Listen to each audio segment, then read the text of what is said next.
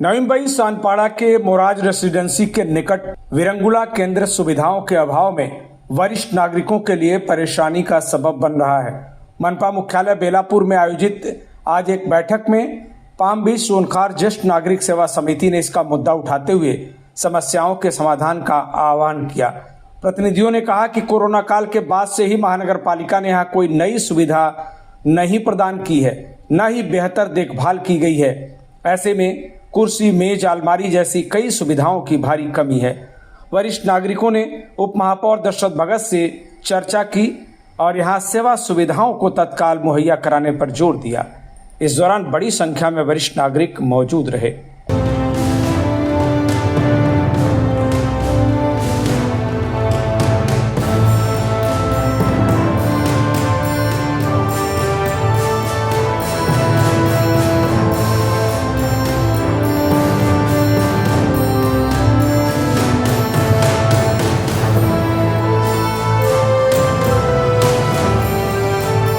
तस्वीर में दिख रहा सानपाड़ा मोराज रेसिडेंसी के निकट सेक्टर 13 का यही वो विरंगुला केंद्र है जिसे वरिष्ठ जनों के मनोरंजन और टाइम पास के लिए बनाया गया है। उप महापौर दशरथ भगत के समक्ष बैठक में ज्येष्ठ नागरिक सेवा समिति के अध्यक्ष देवेंद्र खाड़े और सचिव चंद्रकांत काले ने कहा कि 100 जनों की क्षमता वाले इस विरंगुला केंद्र में वरिष्ठ नागरिकों की संख्या 400 के पार पहुंच गई है। ऐसे में जगह और सुविधाएं दोनों कम पड़ने लगे हैं। वरिष्ठ नागरिक सेवा समिति ने यहां 4 कैरम बोर्ड, 2 शतरंज सेट, 8 ऑफिस चेयर, 1 गोदरेज अलमारी, सदस्यों के लिए 80 कुर्सियां और एक 55 इंच की स्मार्ट टीवी के साथ ही अंग्रेजी और मराठी न्यूज़पेपर की जरूरत बताते हुए इसे शीघ्र उपलब्ध कराने की मांग की है। आम्ही आमच्या भागातील काही जे प्रश्न होते, आमच्या ज्येष्ठ नागरिकांचे प्रश्न होते, त्या प्रश्नांचे निवेदन देण्यासाठी आणि त्या प्रश्नांचे उकल होण्यासाठी आम्ही आता आमचे नेते दशरथ भगत साहेब यांना भेटलो। आमच्याकडे मुख्य मुद्दा म्हणजे असा होता की 100 सभासदांचे आता आम्ही जवळजवळ 400 सदस्य आम्ही इथं आमचे झालेले आहेत। त्यामुळे सध्या बसण्यालाही जागा नसते। वर्षाला प्रत्येक महिन्याला आमची जी महिना अखेरची मीटिंग असते वाढदिवसाची, त्यावेळी 50-60 लोक देखील बसायला आता सध्या आम्हाला जागा पुरत नाही आणि सर्व मेंबर जर आले 150-200 सभासद जर आले तर त्यावेळी आम्हाला बऱ्याच वेळा बाहेर उभं राहून हे करावं लागतं। तरी त्या आमच्या विरंगुळा केंद्राला बाहेर एक्सटेन्शन जागा मिळावी हा आमचा प्रमुख उद्देश होता आणि ते निवेदन आम्ही भगत साहेबांना दिलेलं आहे। ही समीक्षा एकच आहे की ज्येष्ठ नागरिक संघटने 2016 पासून त्याने परिचालनासाठी आमच्या ताब्यात दिलेलं आहे, पण कोविडच्या काळामध्ये मार्च 22 पासून कोविड सुरू झाला आणि त्याच्यामुळं विरंगुळा केंद्र कमीत कमी 2 ते 3 वर्षे बंद होते आणि जे काही महापालिकेने आम्हाला जे साहित्य दिलं होतं ते साहित्य कम्प्लिटली त्याचं निघून गेले। त्याच्यानंतर आम्ही त्यांना विनंती केली की आमच्या फक्त 2 कॅरम होते, बाकी सगळे हे झाले। तर मग त्यांनी त्याचा सर्वे केला।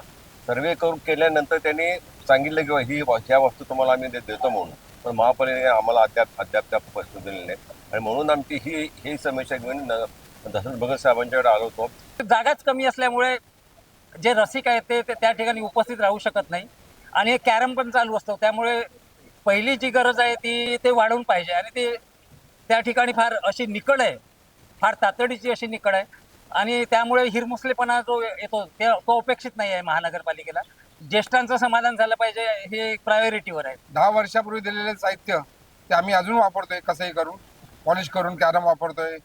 बरंच साहित्य, टीव्ही खराब झालेला आहे, अक्वागार्ड खराब झालेला आहे। प्रथम 100 मेंबर होते, आता जवळजवळ 400च्या वरती गेलेत। तरी आम्ही ते निवेदन उपमहापौर साहेबांना दिलेलं आहे की आम्हाला नवीन साहित्य द्यावं। ह्याच्या अगोदर खाडे साहेबांनी सांगितलं आमच्या की सर्वे झाला 2-3दा, आमच्या गरजा लिहून घेतल्या गेल्या, पण साहित्य काय दिलं गेलं नाही। ज्येष्ठ नागरिक सेवा समिति के प्रतिनिधियों की मांग पर उप महापौर दशरथ भगत ने भरोसा दिलाया कि सुविधाएं जरूर मिलेंगी। वहीं चर्चा के बाद वरिष्ठ नागरिकों ने कहा कि यकीन है कि महानगर पालिका उनके विरंगुला केंद्र में मांग के अनुसार सुविधाएं उपलब्ध कराएगी। प्रतिनिधियों ने कहा कि उप महापौर दशरथ भगत सदैव वरिष्ठ नागरिकों के साथ रहे हैं और विरंगुला केंद्र की समस्याओं का समाधान भी जरूर निकालेंगे। ज्येष्ठ नागरिक संघटनेचे जे काय प्रश्न आहेत ते भगत साहेब कायमच सोडवत आलेले आहेत आणि इथून पुढे तर ते निश्चितच सोडवतील अशी आम्हाला खात्री आहे। साहेबांनी आम्हाला हे केलं की ज्या तुमच्या मागण्या काय असतील त्या आम्ही त्याच्या हे करतो. की आता आम्ही निवेदन दिले आहे आणि आता आम्हाला नक्की अपेक्षा वाटते की आमचे भगत साहेब आमचं एक निवेदन वाचून पूर्ण करतील. खुर्च्या फर्निचर ते सगळंच म्हणजे अगदी डॅमेज झालेलं आहे, म्हणजे ते वापरता येण्यासारखं नाही आहे. तर तिथे बाकी सोयीसुविधा पण आणि एक्सटेन्शन आणि इतर ज्या काही सोयीसुविधा महानगरपालिकेकडून पुरविणे अपेक्षित आहे त्या ठिकाणी त्या व्हाव्यात. त्यांनी आम्हाला आश्वासन दिलेलं आहे आणि ठोस पावले देखील ते या ठिकाणी उचलत आहेत. Bureau report TV1 India. Latest updates और ताजा तरीन खबरों के लिए TV1 इंडिया लाइव को सब्सक्राइब कीजिए और नोटिफिकेशन पाने के लिए बेल आइकॉन को दबाना मत भूलिए।